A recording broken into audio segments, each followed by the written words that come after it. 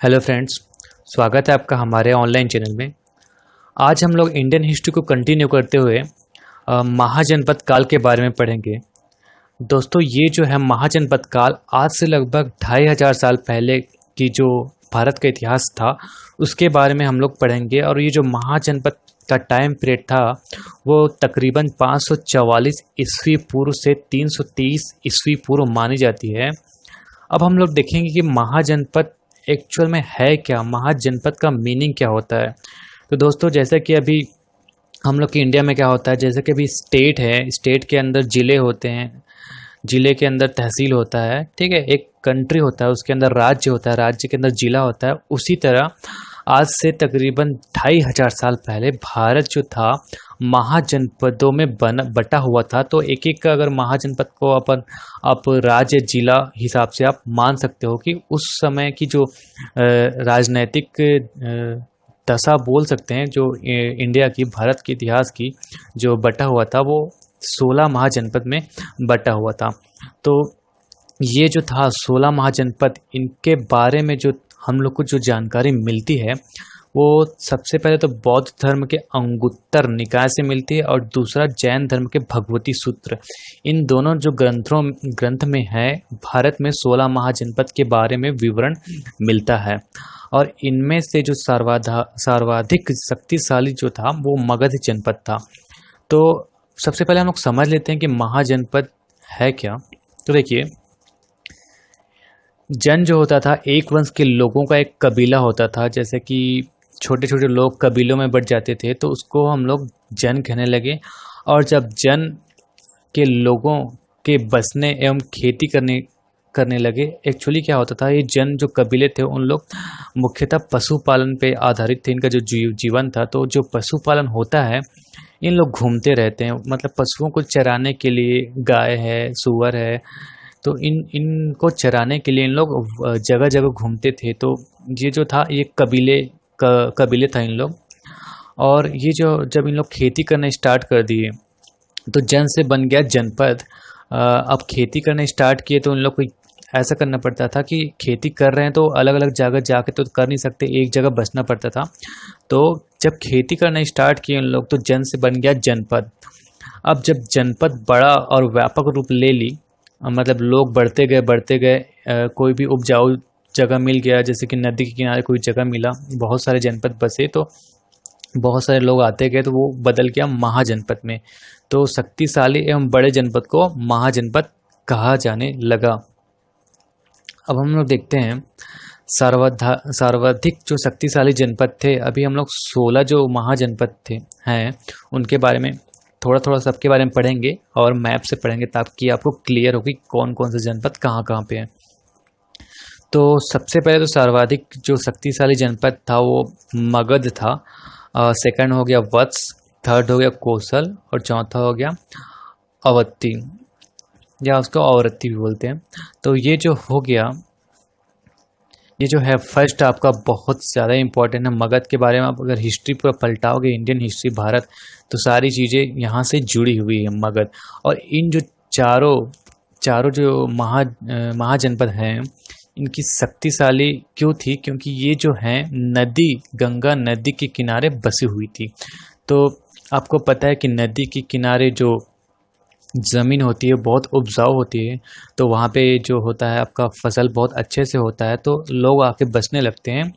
तो जब लोग आके बसने लगते हैं तो वहाँ पे व्यापार से लेके हर चीज़ें होने लगती हैं, तो ये ऑटोमेटिक क्या है, शक्तिशाली जनपद बनते जाता है। अब मगध के बारे में हम लोग पढ़ेंगे कि मगध जो था 5 पहाड़ियों के क्षेत्र से घिरा हुआ था। और मगध की जो दूसरी राजधानी थी वो पाटलिपुत्र थी। और ये जो पाटलिपुत्र जो था 4 नदियों के संगम पे था, 4 नदियों के संगम पर पाटलिपुत्र स्थित था। और मगध का जो अन्य नाम है, दूसरे नाम, वो एक हो गया आपका मगधपुर हो गया, वृहदपुर हो गया, बिम्बिसासुर हो गया, क्योंकि मगध का जो सबसे पहला आपका अच्छा राजा हुआ, आपका जो सम्राट हुआ, मान सकते हो शक्तिशाली सम्राट हुआ पहला, तो ये बिम्बिसार ही था, इसलिए इसको बिम्बिसासुरी भी कहते थे। और इसके और अन्य नाम भी हैं, कुशाग्रपुर, वसुमती, ऐसा वगैरह। तो और हम लोग आगे देखते हैं मगध के बारे में। तो मगध में अगर आपको सबसे शक्तिशाली पहला वंश के बारे में अगर पता चलता है तो वो है आपका हर्यक वंश। तो हर्यक वंश के जो बिंबिसार थे, अभी मैंने आपको बताया कि इसको बिंबिसार सूर नगरी भी बोलते थे, इसलिए क्योंकि ये जो बिंबिसार एवं अजातशत्रु, बिंबिसार के जो पुत्र थे वो थे अजातशत्रु। इनके प्रयासों से मगध जो था अच्छा खासा साम्राज्य बन गया था। और अजातशत्रु के समय सर्वाधिक सर्वाधिक शक्तिशाली मगध को माना जाता है कि अजातशत्रु के जो समय था सबसे शक्तिशाली मगध राज्य बन चुका था। और जो इसकी राजधानी है, तो मगध की जो प्रारंभिक राजधानी जो थी वो थी गिरिवर्ज थी। उसके बाद बिंबिसार ने राजगिरी को राजधानी बनाया था। अजातशत्रु ने के उत्तराधिकारी उद्यन, मतलब क्या हुआ था, बिंबिसार के पुत्र अजातशत्रु हुए। एक्चुअली क्या हुआ था, अजातशत्रु ने अपने पिता की हत्या करके खुद राजा बन गया, और उसी तरह उदयन जो अजातशत्रु का पुत्र था ये भी अपने फादर जो है अपने पिताजी का हत्या करते हैं और खुद गद्दी पर बैठ जाते हैं। तो ये जो हर्यक वंश है इसी कारण इसको पितृहर्ता वंश भी बोलते हैं, क्योंकि ये हम अपने पिता को मारते गए हैं इन लोग, तो इसको पितृहिता वंश भी बोलते हैं। तो ये जो उदयन था अंतिम शक्तिशाली शासक बोल सकते हैं हर्यक वंश का, ये जो था पाटलिपुत्र का निर्माण कराकर इसको राजधानी बनाया था। तो ये जो है इंपॉर्टेंट क्वेश्चन हो जाता है आपका कि जो पाटलिपुत्र का निर्माण किसने कराया या राजधानी किसने बनवाई, तो ये हो गया आपका उद्यन, इसको आप याद रखिए क्या। और मगध के बारे में एक और चीज़, बृहदत्त जो था, बृहदरथ महाभारत काल ने मगध बसाया था, मगध की स्थापना की। अगर आप महाभारत काल में अगर जाओगे तो एक बृहदत्त नाम के थे, इन्होंने मगध को बसाया था और मगध की स्थापना की थी, ऐसा माना जाता है। और हम लोग देखते हैं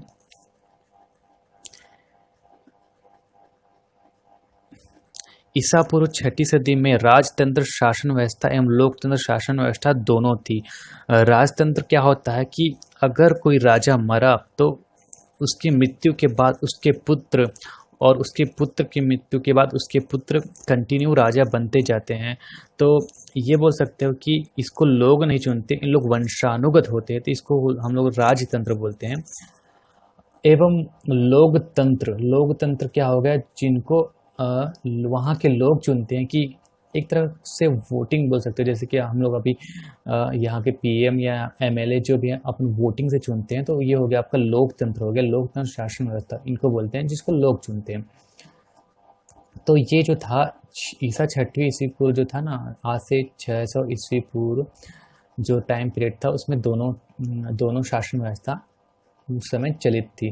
तो वंशानुगत, अब मैंने बताया कि पिता के बाद जो पुत्र को मिलने वाला पद हो गया। राजतंत्र शासन जो होता है वह व्यवस्था जिसमें शासन किसी राजा या रानी द्वारा वंशानुगत रूप से किया जाता है। गणतंत्र वह व्यवस्था जिसमें शासन किसी चुने हुए व्यक्ति द्वारा एक निश्चित समय के लिए किया जाता है, जैसे कि मैंने बताया कि हम लोग वोट देके अपना मंत्री चुन सकते हैं, उस तरह का व्यवस्था।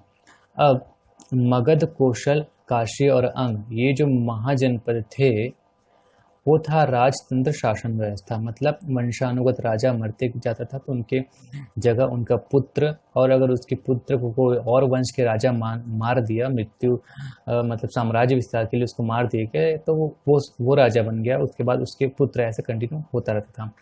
लोकतंत्र शासन उस समय जो था वज्जी या वैशाली विश्व की प्रथम गणतंत्रात्मक व्यवस्था मानी जाती है वज्जी को। शाक्य या कपिल वस्तु, जहाँ पे गौतम बुद्ध के जो पिता थे उनका ये जो था कपिल वस्तु शाक्य, तो ये जो था अब क्या बोलते हैं इसको, लोकतंत्र शासन था। तो एक क्वेश्चन भी आता है कि गौतम बुद्ध जो थे कौन से वंश के क्षत्रिय थे, तो ये जो था शाक्य वंश के क्षत्रिय जो थे वो गौतम बुद्ध थे। आगे हम लोग इसको कंटिन्यू पढ़ेंगे। मैंने आपको पिछले क्लास में गौतम बुद्ध के बारे में जब पढ़ाया है तो ये चीज़ आपको पहले भी बता दी है। तो एक और था जो ये था मल्ल था, ये लोकतंत्रात्मक शासन था। ठीक है, अब हम लोग आगे ये पढ़ेंगे कि जो वज्जी या वैशाली जैसे महत्वपूर्ण गणराज्यों का अंत मगध जैसे शक्तिशाली राज्यों के साम्राज्य विस्तार की नीति के कारण हो गया। तो पहले जो राजा होते थे उनका जो मेन अगर काम देखा जाए तो उस समय जो राजतंत्रात्मक जो थी व्यवस्था, वो लोग लोगों के कल्याण में ज़्यादा फोकस ना करते हुए साम्राज्य विस्तार पर फोकस करते थे, जिस कारण छोटे मोटे जो राज्य होता था उन पे आक्रमण होता था और आक्रमण के कारण उनका तहस नहस कर देते थे और उनको अपने साम्राज्य में मिला लिया जाता था। तो ये तो हो गई अब की बेसिक चीज़ें। अब महाजनपद में टोटल जो 16 था, यहाँ यहाँ देखो टोटल अपन पहले से लेकर 16 नंबर। तो एक एक करके इसको पढ़ते हैं और इसको हम लोग मैप से भी देखेंगे। तो पहला हो गया आपका काशी। तो यहाँ पे मैंने लिख दिया महाजनपद, यहाँ पे लिख दिया राजधानी और यहाँ पे उनका शासक, जो प्रसिद्ध शासक हुआ करते थे उस समय के। तो पहला हो गया काशी महाजनपद, राजधानी थी वाराणसी और जो शासक थे वो अश्वसेन थे। दोस्तों यहाँ पे मैंने उन्हीं चीज़ों का विवरण किया है जो एग्ज़ाम में बहुत ज़्यादा पूछे जाते हैं और जो बहुत ज़्यादा इंपॉर्टेंट है, तो आप ये चीज़ याद रखिएगा।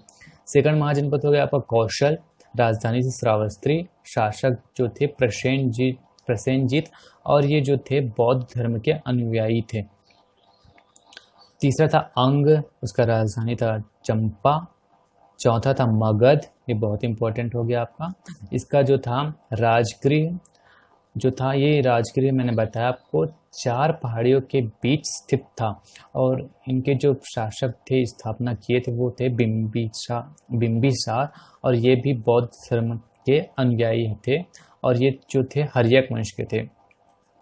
और आगे देखते हैं अवंती, राजधानी थी उज्जैनी।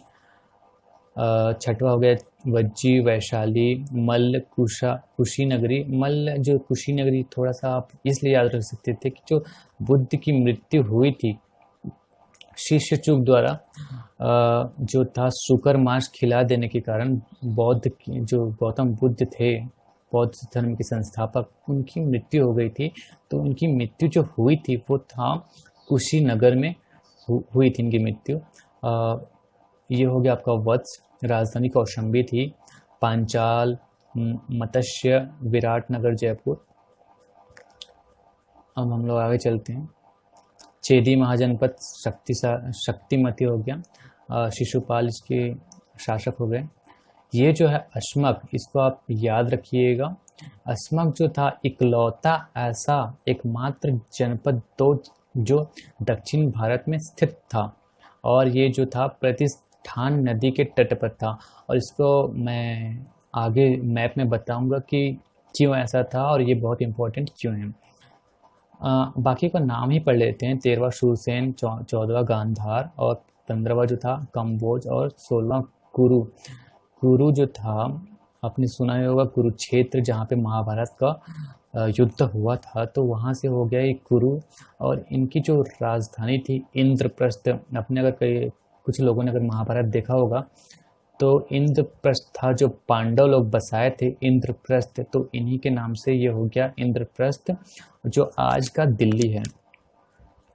और हम लोग आगे देखते हैं मैप में, तो मैं आपको मैप अच्छे से दिखा देता हूँ। ये जो हो गया आपका मैप, इसको थोड़ा सा जूम कर लेते हैं ताकि आपको क्लियर दिखे। तो ये देखिए मैप से मैंने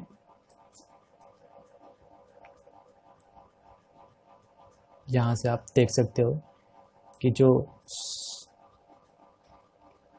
सभी 16 जो है महाजनपद उसको मैंने यहाँ पे लिखा हुआ है। तो हम लोग एक एक करके देखते हैं।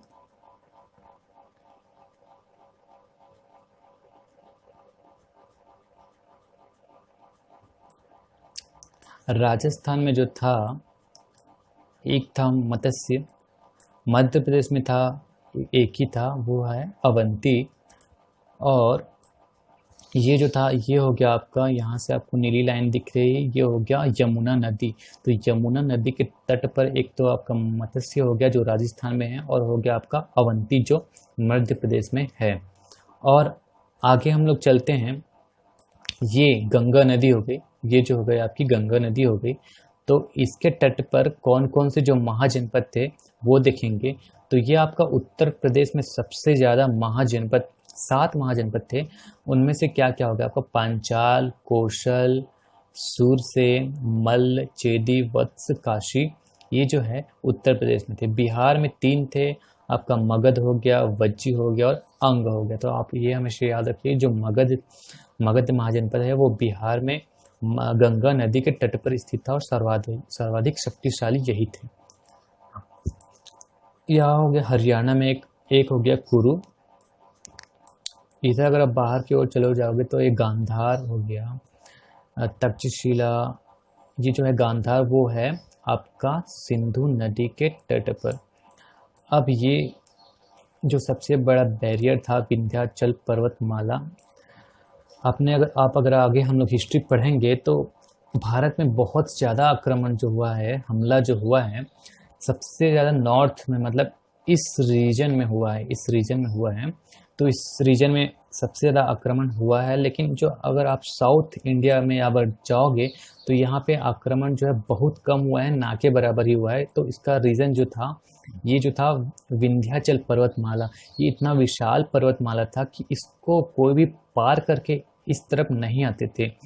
तो विंध्याचल पर्वतमाला के बाद जो इकलौता अस्मक जो कर्नाटक में स्थित है, वो गोदावरी नदी के तट पर, तो ये इकलौता महाजनपद हो गया।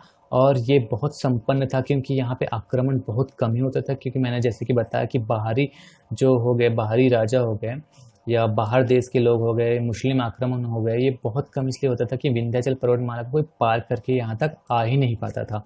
तो ये तो हमने मैप में देख लिए 16 महाजनपद। और यहाँ पे अपन थोड़ा शॉर्ट में पढ़ लेते हैं कि ये जो 16 महाजनपद है, यहाँ जूम कर लेते हैं तो और एक बार देख लेते हैं कौन कौन से जिले में, कौन कौन से राज्य में कितने हैं। तो उत्तर प्रदेश में 7, बिहार में 3, पाकिस्तान में जो अभी का वर्तमान में पाकिस्तान चले गया और 2 मान के चल सकते हो आप। हरियाणा, राजस्थान, मध्य प्रदेश, कर्नाटक में इकलौता एक है। कुल मिला के अपना 16 महाजनपद हो गया। तो ये तो हो गया अपन मैप से इसको पढ़ लिए। आप इसको अच्छे से बना लीजिएगा नोट्स। ये हो गया आपका। अब हम लोग मगध पे जितने कौन कौन से वंश आए उनके बारे में थोड़ा थोड़ा सा पढ़ लेते हैं। तो सबसे पहले हर्यक वंश आया। तो हर्यक वंश का जो सबसे पहला राजा था वो था बिंबिसार। और बिंबिसार को मारकर उनके पुत्र अजातशत्रु जो थे राजा बने। और अजातशत्रु को पुनः मारकर, अजातशत्रु को क्या है, इनके ही बेटे जो उद्यन, इनको मारकर राजा बन जाते हैं। तो ये तो हो गया आपका पिता को मारकर राजा बनने वाले, इसलिए पितृहता वंश, हर्यक वंश। अब इस पे आते हैं सेकंड जो वंश था शिशुनाग। तो ये जो है उद्यन की हत्या कर शिशुनाग जो है नाग वंश की स्थापना करते हैं। और ये जो हो गया शिशुनाग वंश की स्थापना हो गया। तो ये जो हो गया दूसरा वंश, अगर मगध में देखा जाए शक्तिशाली, तो ये हो गया शिशुनाग वंश। अब हम लोग आएंगे शिशुनाग के बाद अगर कोई अच्छा सम्राट हुआ तो महापद्मनंद। इसको क्या बोलते हैं, परशुराम का अवतार भी मानते थे, क्योंकि ये क्षत्रियों का, बहुत ज़्यादा क्षत्रियों का वध किए थे। तो ये हो गया महापद्मनंद। और इनके जो पुत्र थे घनानंद, ये जो है आपका थोड़ा इम्पोर्टेंट हो जाता है। जो महापद्मनंद ने नंदवंश की स्थापना की, और इनका जो लास्ट शासक जो है घनानंद, और घनानंद जो है बहुत ही दुराचारी शासक माना जाता था, लोगों को बहुत ही लूटता था।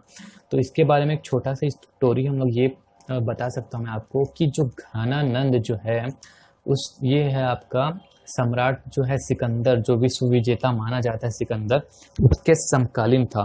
तो एक बार क्या हुआ, चाणक्य आते हैं और घनानंद को बोलते हैं कि सिकंदर आ रहा है, सम्राट सिकंदर आ रहा है हमला करने मगध पे, और आप उसको चाहो तो भारत को बचा लो, अब अपने राज्य को बचा लो। तो घनानंद ये सोचता है कि ये कौन आ गया ब्राह्मण और मुझे ललकार रहा है और मेरे बारे में क्या जानता है ये करके, और ये गुस्सा हो जाता है और चाणक्य का चोटी पकड़कर उसको खींचकर दरबार के बाहर भिजवा देता है। इसको अपने सैनिकों से दरबार के बाहर फेंकवा देता है। तो उस समय जो है चाणक्य बहुत क्रोधित हो जाते हैं और अपनी शिखा खोलकर ये बोलते हैं, शिखा मतलब चोटी हो गया, उसको खोलकर ये बोलते हैं कि जब तक मैं आपका समूल विनाश न कर दूंगा तब तक मैं अपनी शिखा है वो बांधूंगा नहीं। तो उसके बाद चाणक्य जो है निकल जाते हैं तलाश में एक अच्छे राजा की और घनानंद पे आक्रमण करने के लिए। तो ये है आपका हिस्ट्री, जो हम लोग आगे आगे और अच्छे स्टोरी से पढ़ेंगे। अभी आप इतना ही जानो कि जो घनानंद के बाद चंद्रगुप्त मौर्य, जो चाणक्य जो है चंद्रगुप्त मौर्य, ये इन दोनों जो हैं एक साथ मिलकर घनानंद पे आक्रमण करके मौर्य वंश की स्थापना करते हैं। और ये जो चंद्रगुप्त है, ये जो है अशोक के दादा थे। तो ये जो है मौर्य वंश बहुत ही ज़्यादा इम्पोर्टेंट है आपके हिस्ट्री में, मौर्य वंश। और मौर्य वंश जो है आप अगर मान सकते हो जैन धर्म में चंद्रगुप्त मौर्य जो है बहुत प्रचार किए जैन धर्म का। तो और इसके जो है अशोक मौर्य वंश के, तो वो थे बौद्ध धर्म के अनुयायी। तो उसको हम लोग और आगे हिस्ट्री में डिटेल से पढ़ेंगे। अभी इतना जानते हैं कि मगध पे जो अच्छा वंश आते गया उसमें चौथा मौर्य वंश था। तो अब हम लोग जो पहला वंश था ना, इसके ये जो थे हर्यक वंश, तो बिंबिसार, अजातशत्रु, उदयन, इन तीनों के बारे में थोड़ी थोड़ी बातें हम लोग अभी पढ़ लेते हैं। तो बिंबिसार जो थे, हर्यक वंश की स्थापना इन्होंने 545 ईस्वी पूर्व, 545 ईस्वी पूर्व में इन्होंने किया था। और मगध का पहला प्रमुख राजा माने जाते हैं बिंबिसार। कौशल की राजकुमारी से विवाह कर कौशल राज्य काशी दहेज के रूप में इनको मिला हुआ था। वैशाली के राजकुमार से विवाह कर वहां का समर्थन पाया। पहले का राजकुमार जो होते थे, राजा जो होते थे, साम्राज्य विस्तार या बहुत सारी राजनीतिक प्रॉब्लम जब भी आती थी, कूटनीति करते थे, तो इन लोग विवाह से आपसी सहमति इन लोग कर लेते थे। तो विवाह के बाद दहेज के स्वरूप में इनको वो राज्य दे दिया जाता था। तो ये जो पहले के लोग बहुत ज़्यादा शादी करते थे, विवाह करते थे, इनके पीछे बस यही था, राजनीतिक कारण था, ये मान सकते हो कि विवाह करो और साम्राज्य का विस्तार करते जाओ। अंग जो है, अंग पर आक्रमण कर उसकी राजधानी चंपा पर अधिकार बिंबिसार ने कर लिया था। बौद्ध धर्म के समर्थक जब बुद्ध बीमार थे तो राजवैद्य जीवक को उसकी सेवा के लिए भेजे। तो ये इंपॉर्टेंट क्वेश्चन है थोड़ा सा, कि जो जीवक है किनका राजवैद्य था, तो ये जो था बिंबिसार का। और किनको भेजे, किनकी बीमारी के लिए भेजे, इलाज के लिए भेजे, किनकी सेवा के लिए भेजे, तो ये बुद्ध जब गौतम बुद्ध की सेवा के लिए जीवक गए थे। जैन साहित्य में इन्हें श्रेणिक कहा गया है। और पढ़ते हैं इनके बारे में। इनके पुत्र अजातशत्रु ने ही इनकी हत्या कर दी थी 493 ईस्वी पूर्व में। बिंबिसार ने राजकीय को राजधानी बनाई जो चारों तरफ से पहाड़ियों से घिरा हुआ था। और ये तो हो गया बिंबिसार की बात। अब हम लोग पढ़ेंगे अजातशत्रु, बिंबिसार के पुत्र। राजा बनने के बाद अजातशत्रु ने मगध का विस्तार किया और वज्जी गणतंत्र में फूट डालकर अपने राज्य में मिला लिया। राजगीर के निकट सप्तपर्णी गुफा में बौद्ध सम्मेलन हुआ। तो प्रथम जो बौद्ध सम्मेलन हुआ वो अजातशत्रु ने करवाया था। और इनके जो पुत्र हुए उदयन, ये जो थे अपने पिता अजातशत्रु का वध कर मगध का शासक बना। अब उदयन के बारे में पढ़ लेते हैं थोड़ा सा। उदयन जो थे पाटलिपुत्र को राजधानी बनाया। हर्यक वंश के अंतिम राजा। पुत्र नागदशक, इसके पुत्र जो नागदशक हुए उतने पराक्रमी नहीं थे, उतना फेमस नहीं हो पाए थे। नागदशक की हत्या इनके अमात्य पहले मंत्री को बोलते थे, मंत्री जो है अमात्य हो गया, शिशुनाग ने की और शिशुनाग वंश की स्थापना की। तो शिशुनाग में हो गया आपकी एक ही है, आप शिशुनाग ही याद रखना, इसमें और ज़्यादा चीज़ ऐसा नहीं है जो इम्पोर्टेंट हो, आप इसको पढ़ सकते हैं। अब हम लोग आएंगे यहाँ पे महापद्मनंद। तो ये हो गया नंद वंश की स्थापना। शूद्र शासक, एक राट एवं एक छत्र की उपाधि इनको मिली थी। पुराणों में इसे सर्वछत्रानंद, क्षत्रियों का नाश करने वाला, जैसे कि मैंने बताया था कि परशुराम का अवतार भी इनको कहा जाता था। अब आ गया घनानंद। तो घनानंद थोड़ा सा इंपॉर्टेंट हो जाता है, इसके बारे में मैंने आपको पहले भी बता दिया है। नंद वंश के अंतिम शासक, सिकंदर का समकालीन, प्रजा पर अत्याचार करता था, चाणक्य का अपमान किया, चंद्रगुप्त मौर्य और चाणक्य की सहायता से मगध पर चढ़ाई की और घनानंद को मारकर मौर्य वंश की स्थापना की। मैंने आपको पहले भी बता दिया। अब हम लोग थोड़ा सा रिवीजन कर लेते हैं। मगध पे सबसे पहला जो आया राजा उसको देखते हैं बिंबिसार, इसके पुत्र अजातशत्रु, उसके पुत्र उदयन, उनके बाद शिशुनाग नागवंश, उसके बाद महापद्मनंद, फिर घनानंद, फिर तो आगे आपका मौर्य वंश। यहाँ पे मैंने आपको लिख भी दिया है। तो दोस्तों ये तो हो गया हम लोग महाजनपद काल, आज से जो 2500 साल पहले जो भारत जो था खंडों में था, उसके बाद चाणक्य और चंद्रगुप्त मौर्य आया और खंड भारत को अखंड भारत में जोड़े। तो ये तो हो गई आपकी हिस्ट्री। इसके बाद हम लोग कंटिन्यू करेंगे क्लास। अगर आपको मेरा क्लास पसंद आता है तो प्लीज़ मेरा चैनल सब्सक्राइब करिए, इसी तरह के वीडियोस आपको मिलते रहेंगे और आप दोस्तों में शेयर करिए वीडियो। तो आज की क्लास में हम लोग इतना ही पढ़ेंगे। थैंक यू दोस्तों, नमस्कार, बाय बाय।